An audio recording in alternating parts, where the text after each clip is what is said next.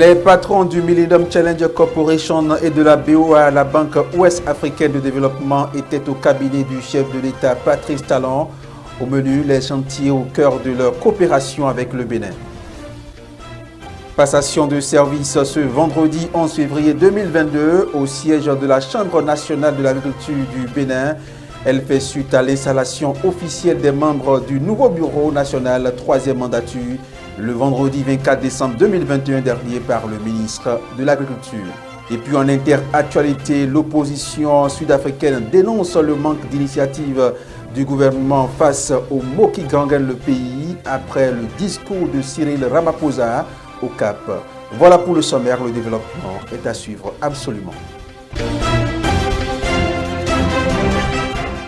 Mesdames, Messieurs, un réel plaisir pour moi de vous retrouver au rendez-vous de l'information sur Speedline Télévision.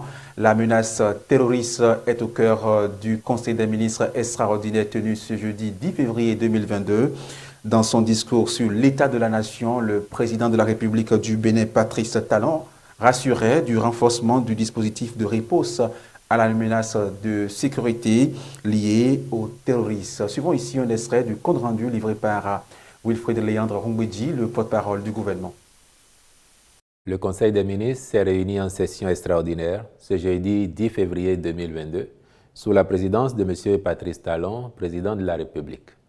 Un seul point était inscrit à l'ordre du jour. Il s'agit de l'examen de la situation sécuritaire aux frontières nord de notre pays. Pour la circonstance, la séance a été élargie au haut commandement militaire. Du point fait par celui-ci au Conseil, il se dégage ce qui suit.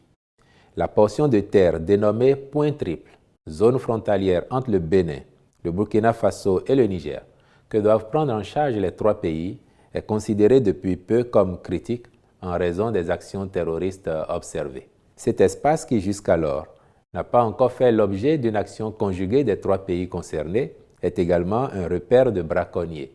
C'est en allant débusquer ceux-ci le 8 février 2022 qu'une patrouille de gardes forestiers d'African Park Networks, APN, est tombée sur un engin explosif improvisé, ainsi qu'une deuxième patrouille dans les mêmes circonstances, faisant au total 8 morts, un agent civil d'APN, 5 gardes forestiers ainsi que leur instructeur français, un agent des forces armées béninoises et 12 blessés. Par la suite, une patrouille de reconnaissance a subi le même sort ce jeudi 10 février 2022, faisant une nouvelle victime civile, agent de APN, et portant ainsi le nombre d'engins explosés par mine artisanale à 3. Le Conseil a salué la mémoire des disparus et exprimé son soutien aux blessés qui sont déjà tous pris en charge. Par ailleurs, les échanges ont permis de mettre en exergue que la stratégie du gouvernement pour garantir la sécurité sur tout le territoire national suit son cours et s'intensifiera avec la réception prochaine des nouveaux équipements de pointe commandés. En effet, le gouvernement a mis à la disposition des forces armées béninoises d'importantes ressources financières, non seulement pour les équiper, mais aussi pour recruter et former du personnel. Au regard de la nature des événements en cause, la dite stratégie déjà en cours de déploiement sera accélérée car, bien que le phénomène soit mondial et concerne particulièrement notre sous-région, il ne peut en aucun cas être au-dessus de nos moyens et n'entamera en rien notre détermination à y faire face avec succès.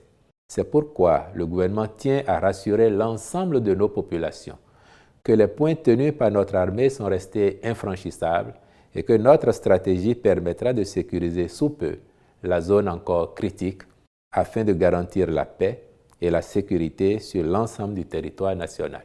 Il les invite par conséquent à vaquer normalement à leurs occupations. Le chef de l'État a saisi cette occasion pour affirmer sa conviction que toutes les vies sont importantes, y compris celles de ceux qui ont prêté le serment de défendre la patrie au prix de la leur au besoin, puis inviter le gouvernement à mettre en place des mesures spéciales de soutien aux familles de ceux qui pourraient en arriver au sacrifice suprême. En tout état de cause, le président de la République a renouvelé sa confiance et celle du gouvernement aux forces de défense et de sécurité qui ont confirmé qu'elles sont en état d'honorer leur serment en s'acquittant de leur mission avec bravoure et dévouement.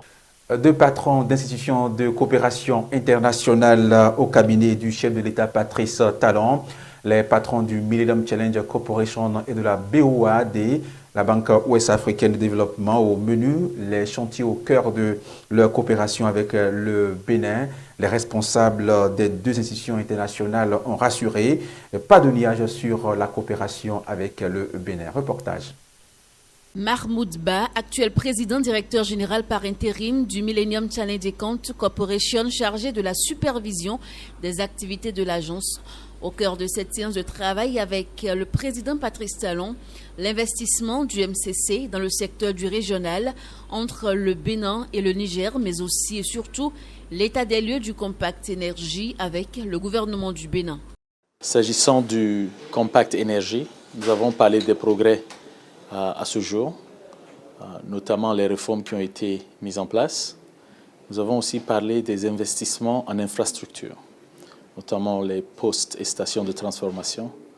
Mais aussi, nous sommes dans une ligne, dans les mois à venir, de lancer des IPP et des centrales solaires.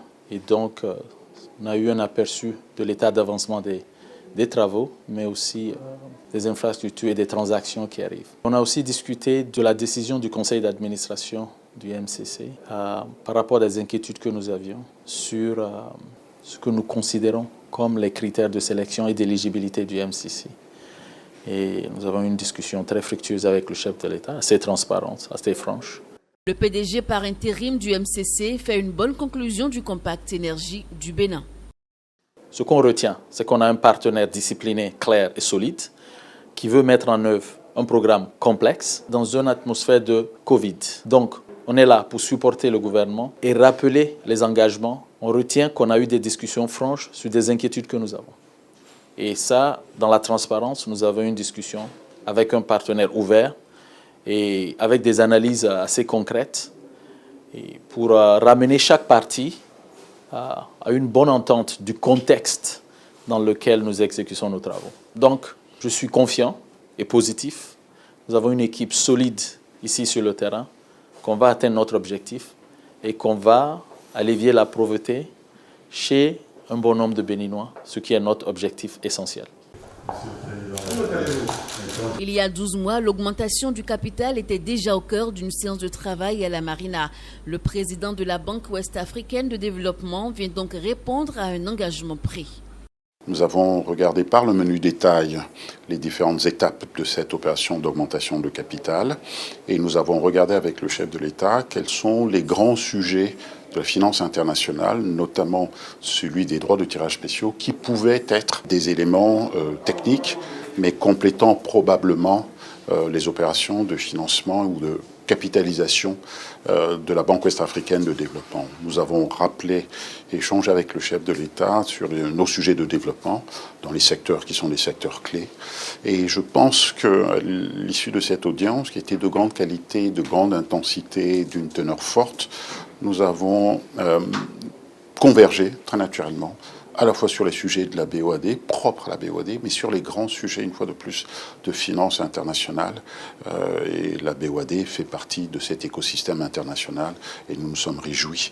Nous sommes très heureux de voir qu'une fois de plus, nous convergeons avec le président de la République. Au Bénin, la BOAD intervient à hauteur de 13% dans plusieurs grands secteurs. Les infrastructures, l'énergie, l'agriculture, la sécurité alimentaire et l'agropastoral, l'habitat, le tourisme, la santé et l'éducation. Passation de service ce vendredi 11 février 2022 au siège de la Chambre nationale de l'agriculture du Bénin. Elle fait suite à l'installation officielle des membres du nouveau bureau, troisième mandature, par le ministre de l'Agriculture, de l'Élevage et de la Pêche le vendredi 24 décembre 2021. La cérémonie a été présidée par le président de la commission électorale, Bernardin Gléouinou. Le reportage est à suivre avec Romaric Tossa et Mathieu Sossou. La Chambre d'agriculture du Bénin a désormais un nouveau bureau. Adjeouda Amoussou n'est plus le président de cette représentation consulaire. Il passe officiellement ce vendredi 11 février 2022 la main à Herman Djetta.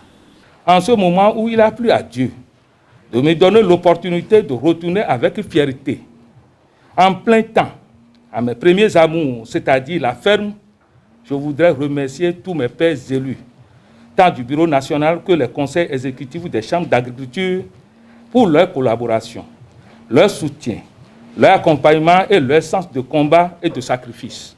Je voudrais souhaiter à vous, Bureau de la Chambre nationale d'agriculture élu 3e mandature, plein succès dans vos nouvelles fonctions et vous rassurer de mon entière disponibilité pour toutes les questions relatives à la vie et au développement du secteur agricole. Je vous adresse mes bons vœux pour votre nouvelle vie. Je sais que vous vous consacrez à 100% à votre entreprise agricole, car je vous connais très bien sur ce sujet. Je vous adresse, Monsieur le Président, également mon vœu de toujours vous compter parmi mes éclaireurs et mes conseillers, en votre qualité de personne ressources expérimentées et pétries de la chose consulaire et de ses enjeux du secteur agricole. La séance a aussi servi de cadre pour rappeler la vision du président Talon dans le secteur agricole. Le Bureau national entrant est donc exhorté de poursuivre les œuvres entamées et de s'insérer dans les nouvelles réformes du gouvernement. Le président Patrice Talon a toujours comparé la Chambre nationale d'agriculture à la CCIB. Et il dit, entre les deux chambres, vous voyez, la différence est très nette. Et nous invite à tout mettre en œuvre, n'est-ce pas, pour tendre vers une chambre qui vraiment nous représente dignement au niveau national. Ça, c'est le rôle que vous devez continuer à jouer. Le bureau sortant a fait ce qu'il peut, mais tant qu'il reste à faire, on dit que rien n'est fait. Donc, je prends officiellement acte de la présente passation de service et souhaite bon vent au nouveau bureau national de la Chambre nationale d'agriculture. Je souhaite plein succès à cette 3e mandature. Vive le secteur agricole, vive le Bénin, je vous remercie.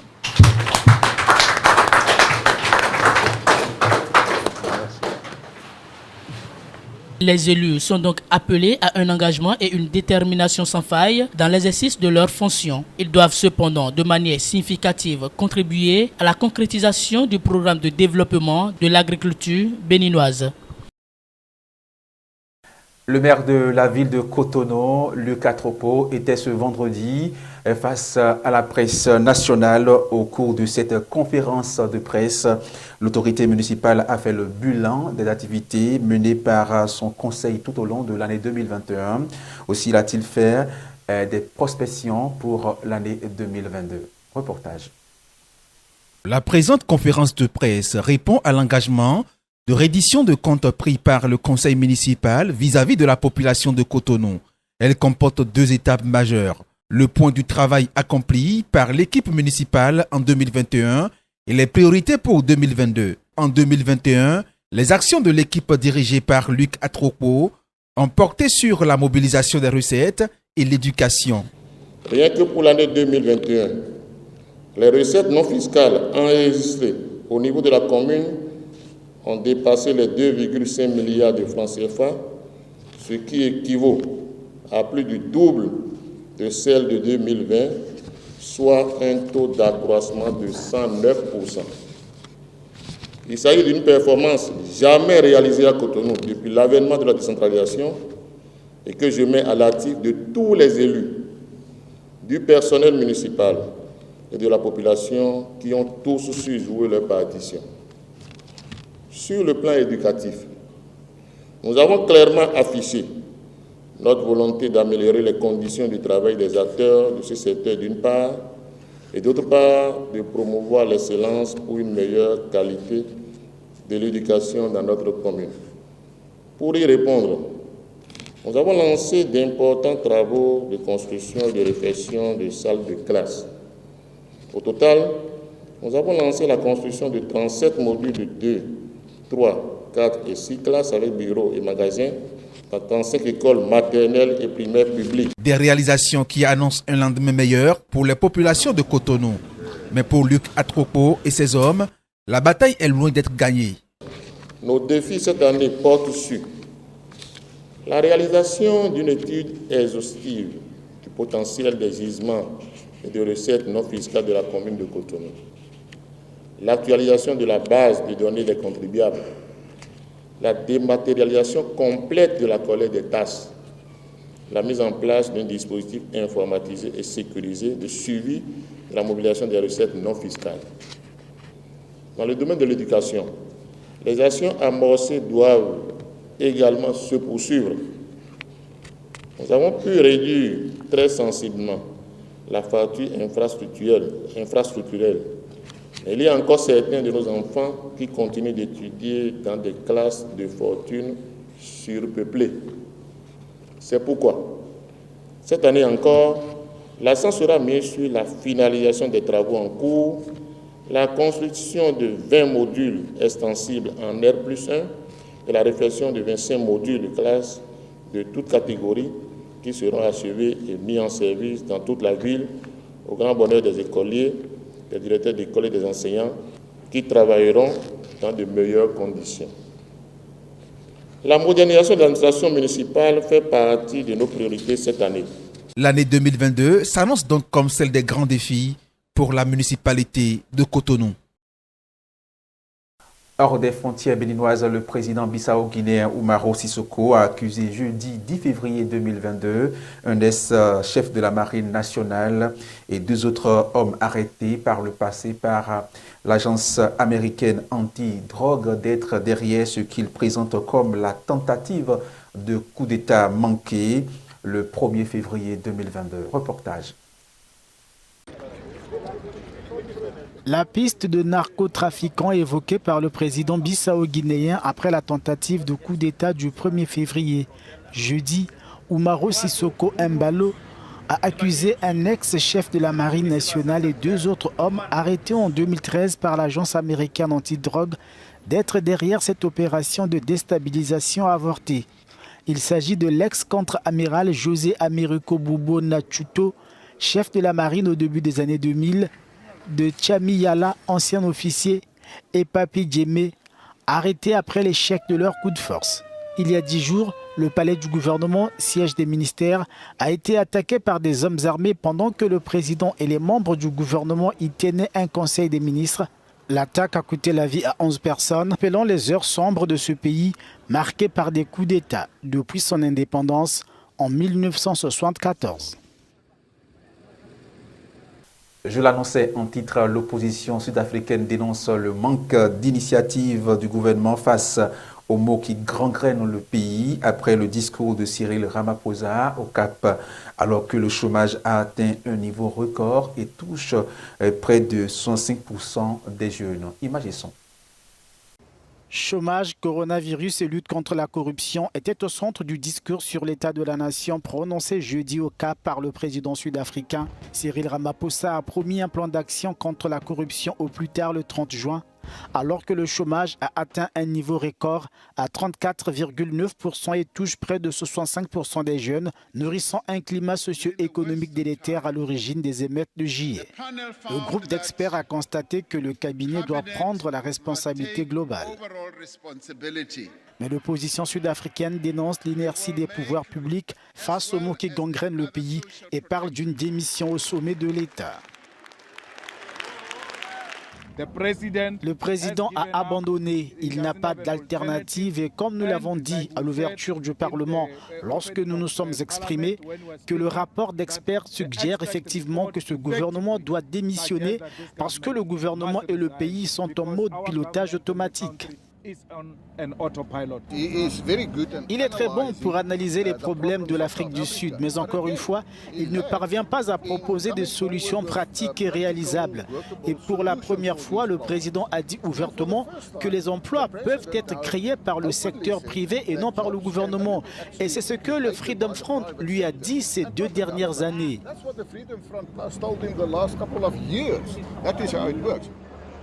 Le chômage est la conséquence du déclin de l'économie qui dure depuis des années, répond le président sud-africain. Tension en Tunisie, quelques centaines de magistrats et d'avocats ont manifesté ce jeudi sur les marches du palais de la justice à Tunis pour protester contre la dissolution du Conseil supérieur de la magistrature par le président Kais Saïed.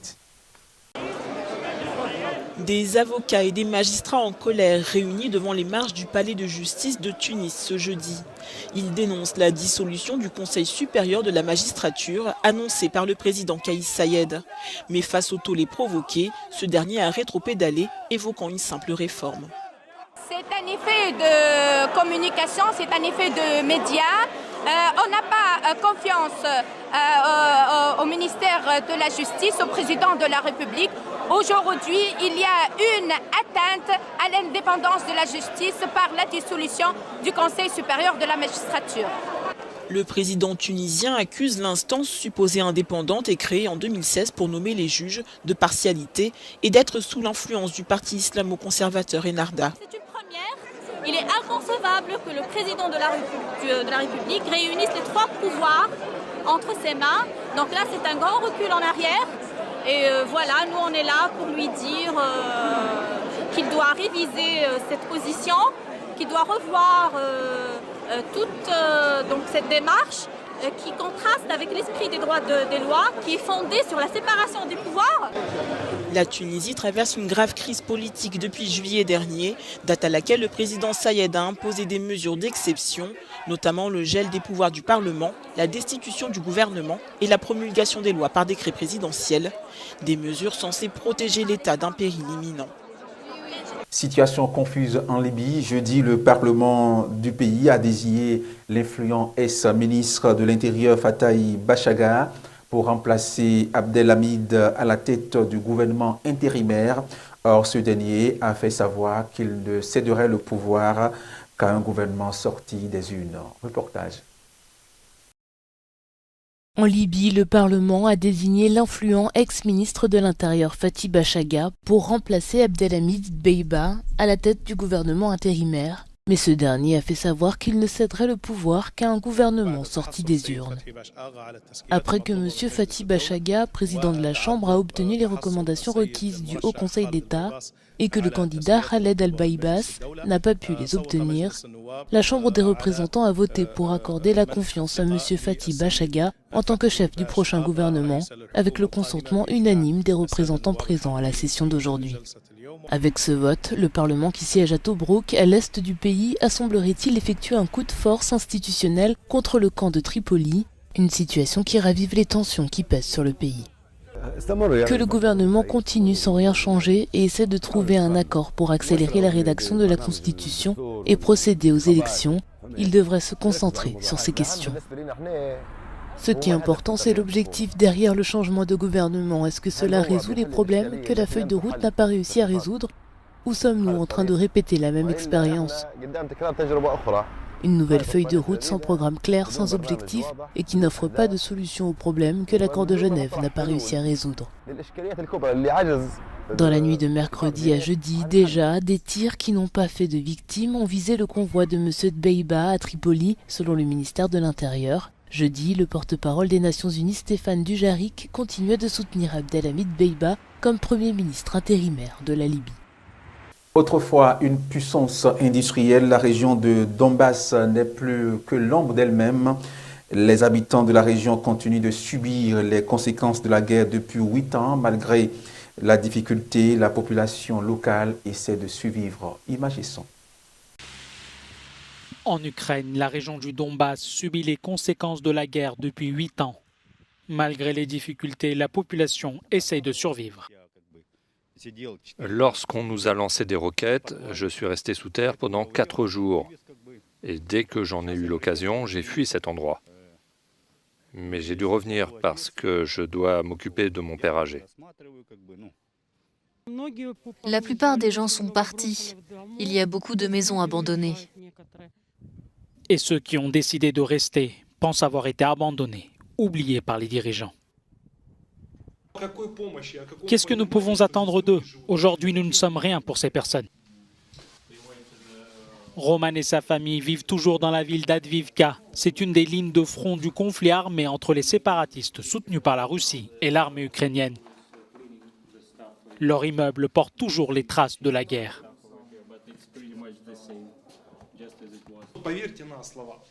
Croyez-moi, tout le chemin depuis la porte d'entrée jusqu'ici était rempli de sacs noirs. Nous avons vu environ 10 ou 15 sacs plastiques avec des cadavres à l'intérieur. Cette semaine, Roman a vu à la télévision le président français Emmanuel Macron qui s'est engagé à mobiliser une aide financière d'1,2 milliard d'euros à l'Ukraine. Mais Roman ne pense pas recevoir d'aide parce que d'autres dirigeants avant avaient aussi fait la même promesse qui ne s'est jamais concrétisée pour lui et sa famille. Pendant toute cette période de guerre, nous n'avons reçu qu'une petite boîte de la Croix-Rouge. Où va tout l'argent? Personne ne le sait. Ce qu'ils ont proposé, c'est simplement de nous donner 5 mètres de plastique pour couvrir les trous de la maison. Autrefois une puissance industrielle, la région du Donbass n'est plus que l'ombre d'elle-même. Les chiffres officiels sont rares, mais les habitants disent souffrir du chômage et craignent une guerre plus importante qui ne fera qu'accentuer les difficultés économiques. La monnaie ukrainienne, la hryvnia, a perdu 8% de sa valeur depuis novembre 2021. Malgré tout, certains habitants gardent l'espoir d'un avenir meilleur.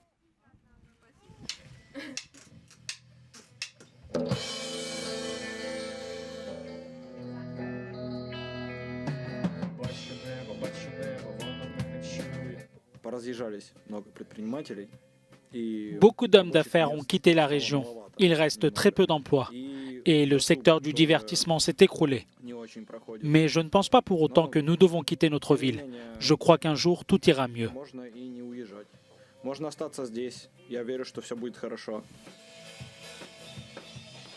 Max, Valeria, Vadim et Ilya ont monté un groupe de musique. Ils rêvent de grandes scènes et sortir des albums. Mais ils espèrent avant tout de pouvoir continuer de vivre ici. Tôt ou tard, tout finira par s'arranger et nous pourrons vivre et nous épanouir ici, non seulement en tant qu'être humain, mais aussi en tant qu'artiste.